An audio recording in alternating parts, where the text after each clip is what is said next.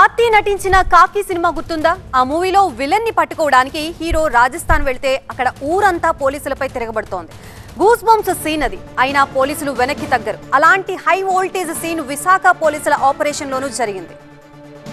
దేశవ్యాప్తంగా వణుకు పుట్టిస్తున్న బవారియా గ్యాంగ్ అడ్డాలోనే సింహగర్జన చేసింది విశాఖ పోలీస్ టీం. సినీ ఫక్కీలో చేజింగ్లు, దాడులు ఏం జరిగినా సరే పట్టు వదలని విక్రమార్కుల్లా మోస్ట్ వాంటెడ్ బవారియా గ్యాంగ్ ముఠా సభ్యుడిని అరెస్ట్ చేశారు పోలీసులు. విశాఖ నుంచి యూపీ వరకు సాగిన ఈ కేసు చేజింగ్ సినిమాని తలపిస్తోంది. మోస్ట్ వాంటెడ్ బవారియా గ్యాంగ్ ముఠా సభ్యుడు ధర్మేంద్ర అరెస్ట్ అయ్యాడు. గత నెల 17న విశాఖలో 7 చైన్లు, 2 బైక్లు చోరీకి పాల్పడ్డాడు. చోరీల తర్వాత యూపీకి పారిపోయాడు బవారియా గ్యాంగ్. యూపీ వెళ్లి సినీ ఫక్కీలో అరెస్టు చేశారు విశాఖ పోలీసులు. నిందితుడు ధర్మేంద్రపై దేశవ్యాప్తంగా 24 కేసులు నమోదయ్యాయి. ప్రస్తుతం ఇదే అంశానికి సంబంధించి మనకి పూర్తి అప్డేట్స్ ఇవ్వడానికి మా ప్రతినిధి కాజా సిద్ధంగా ఉన్నారు. కాజా, సినిమాటిక్ స్టైల్లో విశాఖలో ఆపరేషన్ జరిగినట్లు తెలుస్తోంది. అసలు ఎంతమందిని అదుపులోకి తీసుకున్నారు పోలీసులు? ఏం జరిగింది?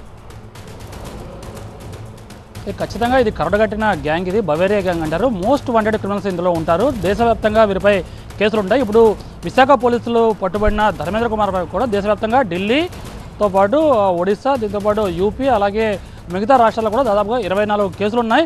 విశాఖ నుంచి స్పెషల్ ఆపరేషన్పై యూపీకి వెళ్ళిన పోలీసులకు అక్కడ తీవ్ర ప్రతిఘటన ఎదురైంది. దీనిలో భాగంగానే ఆపరేషన్ను స్థానిక పోలీసులతో కలిసి సక్సెస్ఫుల్గా పూర్తి చేసుకుని ముఠా సభ్యుడైన ధర్మేంద్ర కుమార్ను పోలీసులు ఎట్టకేలకు అదుపులోకి తీసుకున్నారు. ప్రధానంగా ఇది జింజావా పిఎస్ పరిధిలోని యూపీలోని షామిలి జిల్లా అల్లావుద్దీన్పూర్ గ్రామం. అది అక్కడ పూర్తి స్థాయిలో నేరస్తులు ఎక్కువగా ఉంటారని పోలీసులు చెప్తున్నారు. దాదాపుగా 3 వాహనాలు, 6 బైకుల్లో దాదాపుగా 30 మంది స్థానిక పోలీసులతో కలిసి విశాఖ పోలీసులు అక్కడ చేరుకున్నాక అక్కడ స్థానికుల నుంచి, గ్రామస్తుల నుంచి అక్కడ నేరస్తులు చాలామంది ఉంటారు కాబట్టి వారి నుంచి తీవ్రంగా ప్రతిఘటన ఎదురైంది. ఎందుకంటే వేరు చోట్ల దేశంలో చోరీ చేసిన, నేరం చేసిన ఈ సొత్తు అంతా కూడా అక్కడ తీసుకెళ్ళి అక్కడే రిసీవర్లు కూడా ఉంటారు. వీళ్ళు చోరీ చేసిన సొత్తును కూడా అక్కడే డిస్పోజ్ చేస్తారు కాబట్టి వారంతా కూడా వారికి వారు సహకరించుకున్నారు. అక్కడికి కేవలం ఇతర రాష్ట్ర పోలీసులే కాదు, కేవలం స్థానిక పోలీసులు కూడా సాహసం చేయలేని పరిస్థితి. దీంతో దేశవ్యాప్తంగా వివిధ రాష్ట్రాల్లో కేసులు ఉన్నప్పటికీ ఎవరూ చేయలేని సాహసం విశాఖ పోలీసులు వెళ్ళి అక్కడ నుంచి కీలక నిందితులు ముఠా సభ్యుడిని